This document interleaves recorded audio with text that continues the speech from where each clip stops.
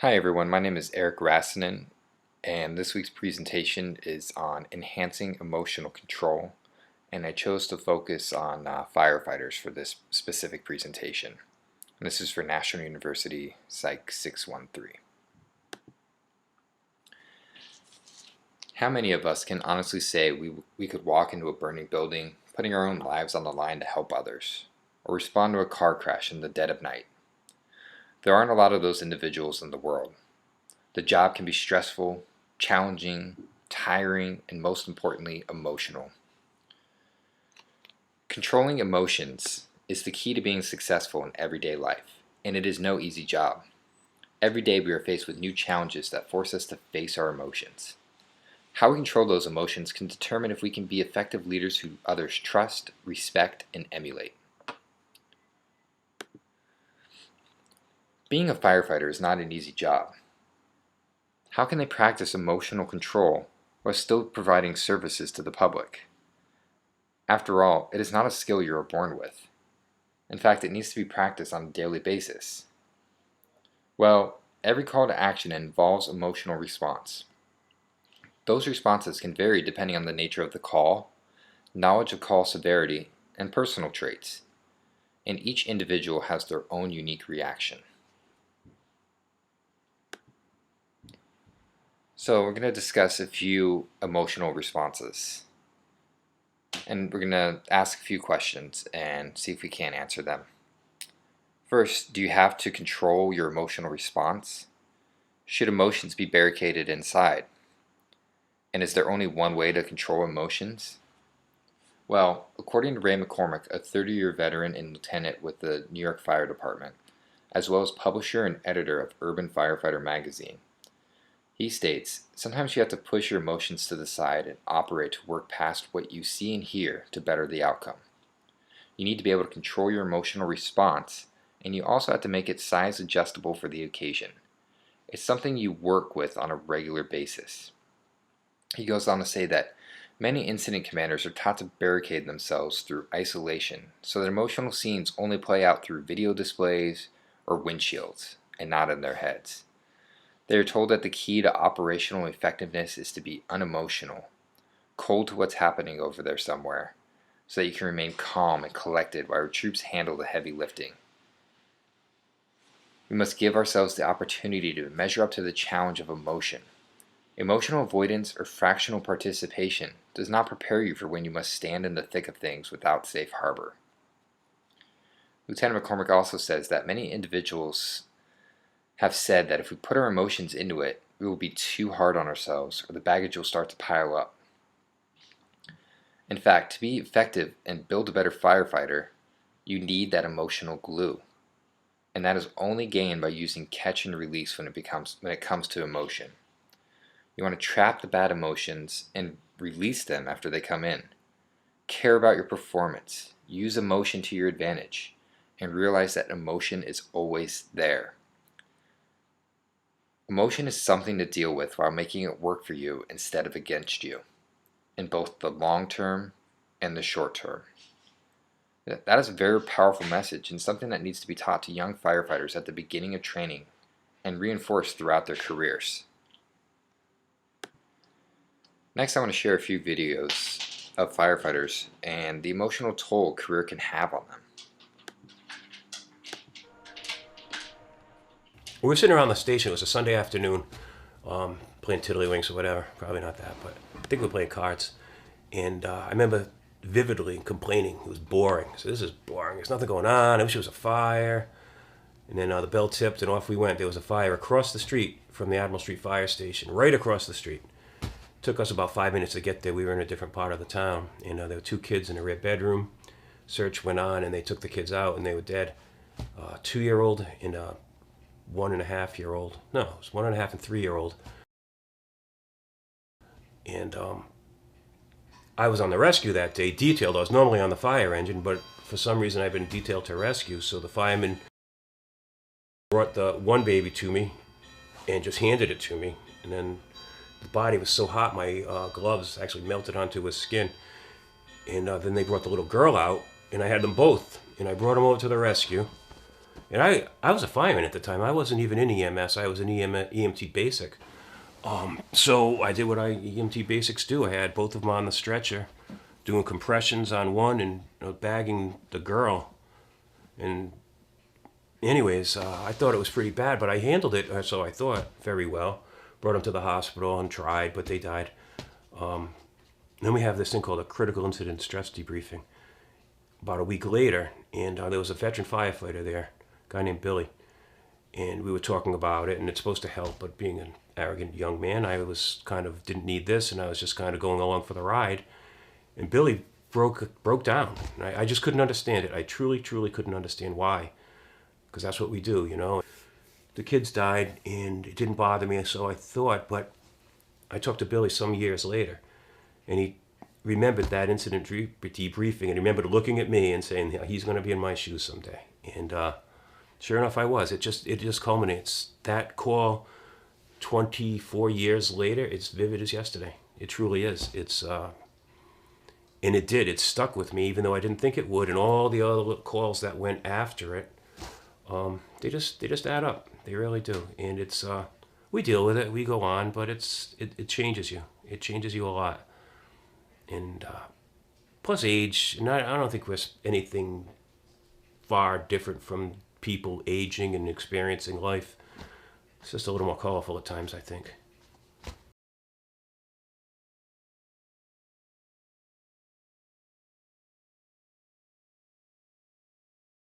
Charred remains are the only reminder that a home once stood in this very spot in Hargyle. A fire ripped through the mobile home last Sunday, killing 3 children. Responding to a call like this is never easy for first responders.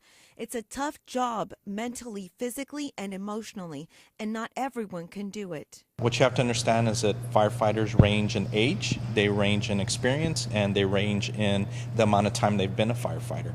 Well, at that particular fire, we had firefighters that have been firefighters for close to 35 years, but we have some that haven't even been here a year. Edinburgh Assistant Fire Chief Ubaldo Perez says he's learned that having an open line of communication after a tragedy like this always helps. We definitely do provide professional assistance to our firefighters if there are any that are showing signs that, maybe they're not dealing with it really well. It's a matter of experience and training, Perez says.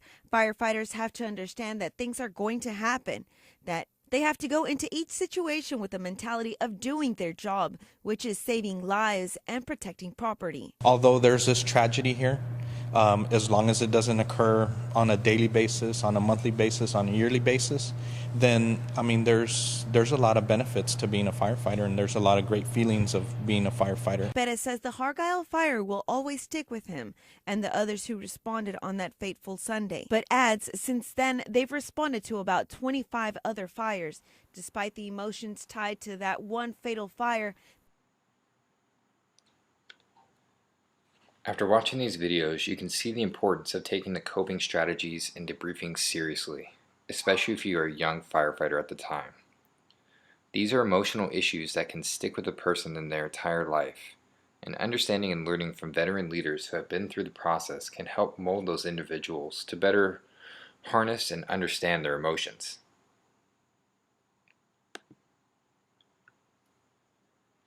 To successfully perform their duties on the fire ground or around the station, firefighters must know that they can rely on their leader to supply them with the following. Prior to their performance, their leader's intent, proper training, clear and attainable expectations, and an understanding of the objective. This is the base for which everything is built. Next, during their performance, the ability to make decisions, the flexibility to accomplish the given task, the confidence to complete stated objectives, and support from their leadership. Again, that's building on the prior to the performance. And then finally, upon completion of the performance, productive input on decisions and outcome of task, recognition of accomplishments, and honest objective feedback. That can be said for basically any career or any job that we may have. But in this case, it's crucial that for not only the firefighters themselves, but the public that they serve, that there be that foundation of trust from the leader all the way down to the junior fireman. If a firefighter doesn't receive or even understand these items, it can cause people to be afraid of making mistakes.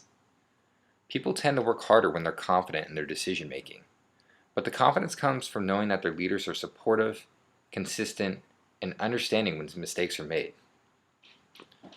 Controlling your emotions takes discipline, but as leaders, it's our duty to control our words and actions. We alone are responsible for the safety of firefighters, as well as the community members. Therefore, you're obligated to understand the level of influence you may have and remain in control when situations escalate to ensure the behavior reflects positively on other officers, as well as setting a positive example for future officers.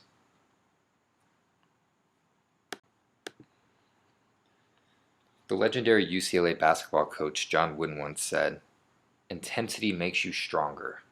Emotionalism makes you weaker." If we allow our emotions to get the best of us, we're destined to make mistakes, represent our organizations poorly, and influence someone else to act the same way. It's important to remember that your emotions should just that, yours. You're the only one who can control them, which means you're the only one who can truly decide if you are to be trusted and respected by others around you. Controlling your emotions is a learned skill that can be mastered over time.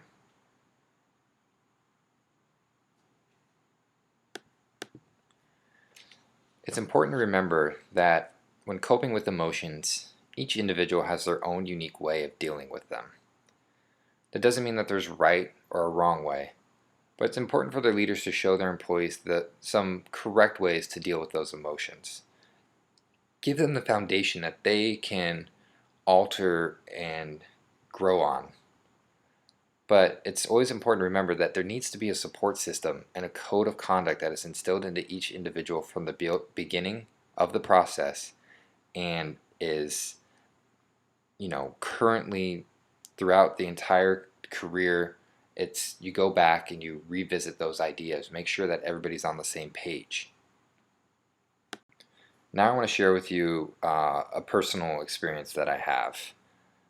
My wife's uncle is a firefighter for LA County, and this was something that was very near and dear to us through a recent difficult time.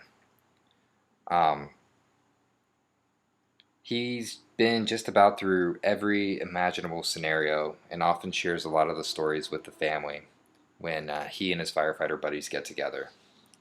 There's some stories that make everybody laugh, and there's other stories that are a little harder to hear. But the way they share the stories and the camaraderie between them, makes you feel a lot of their emotions. A couple years ago, my wife's grandma was diagnosed with cancer and went through some tough medical battles before she passed away. Throughout that entire time, the one thing that stuck with me was her uncle, the firefighter. He was able to talk with doctors and relay that information to the family in a way that they could understand while being calm and supportive. It made the entire situation a lot easier to handle emotionally for everyone involved. This came from his experience as a firefighter. Over the many years, he had learned how to handle those unique situations and how he should represent himself outside of the workplace. He even let us know that when times get really tough for him, he often goes to the beach to surf. It's his way of calming himself, getting back to ground level, and trying to let go of emotions that he was holding on to. It was that interesting insight and aspect of a firefighter that you don't really think about, but they have everyday lives as well, and finding that way to balance both your professional life and some of the different scenarios that you see in your personal life is a very challenging experience. He's had that experience over the years to learn what works best for him, whereas other individuals that are just coming into the field don't have those techniques. So it's important that those in a leadership position pass down the techniques and the skills needed to cope with those emotional situations. That's the only way an individual is going to end up being successful and a productive member of the workforce. So to sum it up, firefighters go through a tremendous amount of emotional strain on a regular basis, and many of the techniques that they use are instilled from such a early point of their careers, and it's passed down from the leadership of the station, of all the individuals involved. And it's important to remember that there is no right or wrong way to do things, but having some sort of a foundation that each individual can tailor to their own individual needs is ultimately the utmost importance. I thank you for listening today, and I hope you learned something regarding emotional control as it pertains to firefighters. Thank you.